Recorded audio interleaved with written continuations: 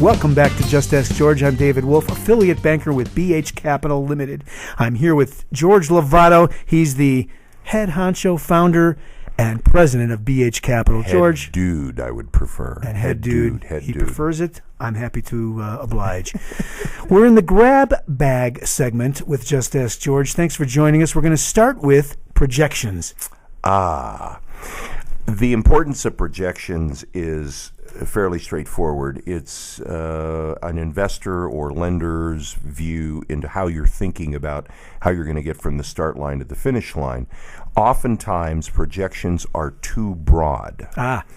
And there's not enough detail to them. I complain about it continually, and we talked about this with in Cielo Azul is really a funny story. But in this particular instance, you have to give a deep enough, insightful enough view by detail as to how you're thinking, even down to maybe the hourly employee. If you can get into that aspect of payroll or your fixed overhead, break it down. Coming to just some totals at the bottom of your fixed expenses instead of how you got there, what you're planning on spending, just leaves people to believe. What else is there? What hasn't he thought about? The projection is designed to answer questions, not to make the investor or lender ask more. George, for the benefit of all business owners, plan, project, something you mentioned in your book. Exactly. This is an iterative process through the life of a business. What typically happens is after you have that flash of genius and you start planning, you start projecting, things change. Actually, the idea will mold into something slightly different. So you've got to go back to the board, plan again, project again. You got to do this over and over again because ideas and businesses evolve. Absolutely. So you have to follow that dynamic process. Okay, excellent. Next on the list is feasibility studies. This you think of, I immediately think about construction, but you've mentioned that it really applies to every business endeavor, doesn't it? The interesting thing is that it is the new benchmark document in capital formation. Feasibility studies, need and necessity studies, and valuations, all basically in that same category. When you're involved in commercial real estate development, it's pre and post construction appraisals, and now that's only one leg or one tool that's used in evaluating the opportunity. And so the importance of a feasibility study, it asks one question. Okay. We're looking at this opportunity. Should it work? Will it work? Can it work? The feasibility answers that question about the position of that idea or that opportunity in a marketplace. A need and necessity study asks a different and answers a different question. Okay. It says, okay, now that I've decided to do it because my board of directors has agreed with the feasibility study we're going forward. Now, how will I essentially create that resource of revenue? Where will it come from? Who needs this service or product? And what is the level of necessity in the marketplace? Feasibility asks us if we should, could, or would, if we would do it, would it fit? And need and necessity, talk about the origination or resource of revenues. Is it fair, George, to say that feasibility is a broader brushstroke than the needs? Well, it's going to be more. It's going to be more in depth because it's going to get involved in data mining from a number of different sources to try to come to that conclusion. All right. And a company that I use is Nelms Marzetti Data Media Sciences. They have been involved in the development of a lot of those reports.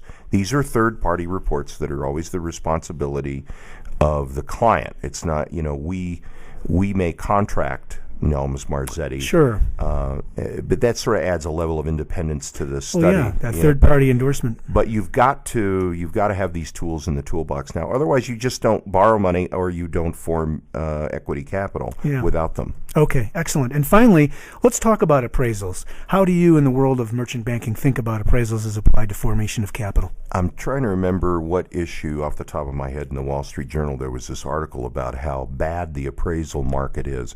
What has happened to it is the banks have gone to the appraiser and said, give me the worst case condition. Tell me how bad this is going to be. Yeah. And that serves the banker several different purposes. They may want to write that loan down. They may want to put reserves on it.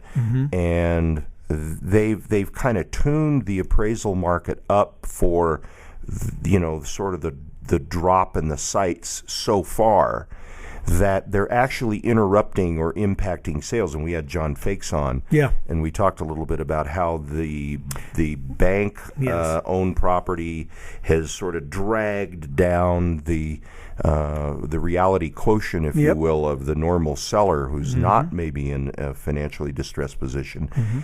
The appraisal market is becoming increasingly unreliable because it's really not giving you a true picture of all the factors involved in the value of that asset. Hence, feasibility, need, and necessity. This is why they've become more important. I mean, my experience of appraisers is it's a very quantified kind of approach. They measure their square footage and a variety of other sort of tight factors, right?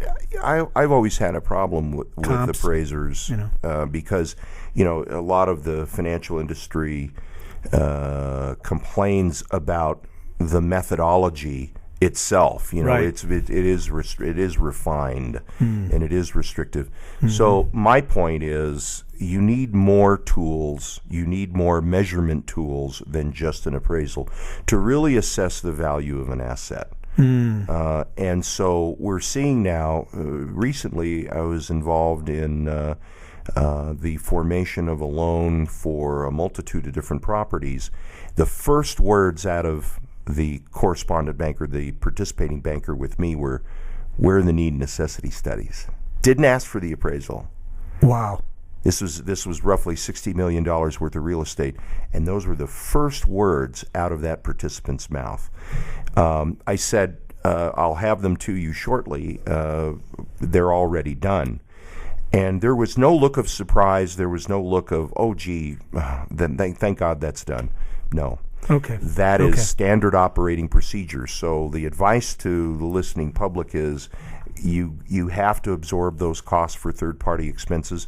Now it's not just the appraisal. It's probably going to be a feasibility. It's probably going to be a need necessity study or evaluation on your business. They're looking at that as well. So. That's great. And for more information about this and a variety of other subjects, by the way, I love this grab bag subject because we get to kind of pan through the spectrum of structured finance. You get to surprise me a little bit. I get to be surprised. It's a Just Ask George thing.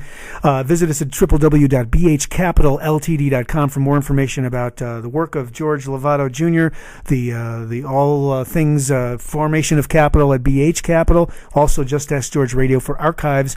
You can find us on YouTube as well. Anything I miss? TheObstacleCourseBooks.com and Just Ask George Radio. Just Ask George Radio. The Obstacle Course book that George has out, and he has several coming out. It's a series. Really narrates his experience forming his own companies, taking them public. It's an amazingly intimate view at what it took to do that at a very early age, and then, of course, we follow your story as you get more mature. It has made me the heavily medicated banker that I am today. So. And it has made me the friend of the heavy medicated banker as well. Tune in again for more with Just Ask George. George, as always, thank you. Great time. We'll do it again soon.